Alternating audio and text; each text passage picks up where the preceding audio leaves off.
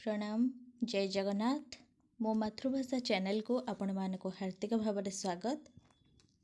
तो आज आम डीएससी 3 रो सिलेबस संपर्क में आलोचना करिबा जहाँकि आमर +3 6th सेमिस्टर रे रही अछि। तो जो माने आपण मानक चैनल मो मातृभाषा को सब्सक्राइब करनाती बा प्रथम करी ही चैनल को आसुछंती तो गोटे सब्सक्राइब कर दियंतु एवं पाखरे थिबा बेल आइकन ने ऑल ऑप्शन ने सिलेक्ट कर दियंतु जहाँ फल मो वीडियो सर्वप्रथमे आपण पाखरे पहुँची पारिबो।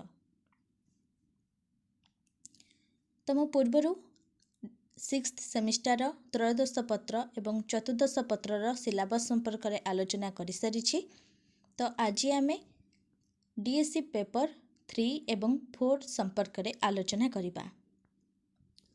तो डीएससी 3 कौन रही ना ओडिया पद्य साहित्य।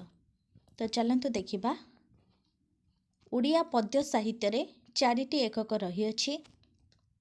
प्रथम एकक रे रही जगन्नाथ जनाण कविसूर्य बलदेव रथंकर एवं आकाश प्रति मधुसूदन राव, यात्रा संगीत वैकुंठनाथ पट्टनायक, मौसुमी राधामोहन गडनायक। तो प्रथम एकक रे 4टी कविता रही अछि। द्वितीय एकक रे क्षुद्र गल्प मध्य 4टी रही। प्रथम हेउछि डिमिरी फूल अखिल मोहन पट्टनायक, भंगा खेलना किशोरी चरण दास, अंधरात्रिर सूर्य महापात्र नीलमणि साहू, बासी मड़ा सुरेंद्र महांती।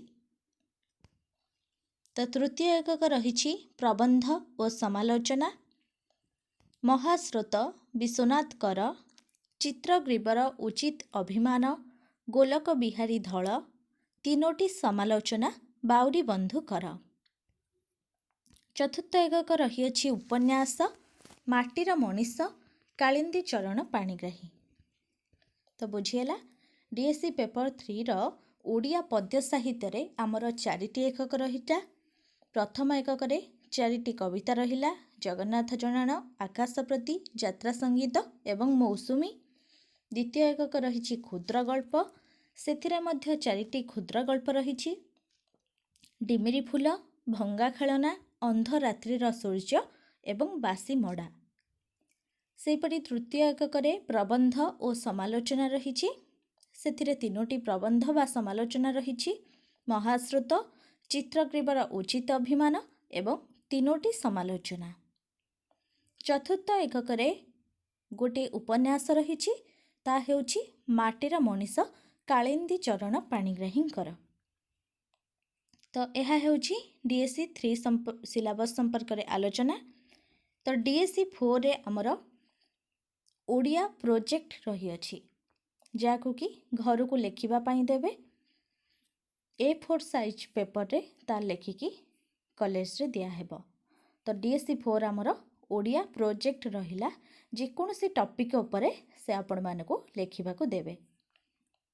तो बुझीगला यह हेउछि 6th सेमिस्टर डीएससी 3 एवं डीएससी 4 संपर्क में आलोचना। आशा करुछि आपण मानक पई बहुत उपादेय हेबो।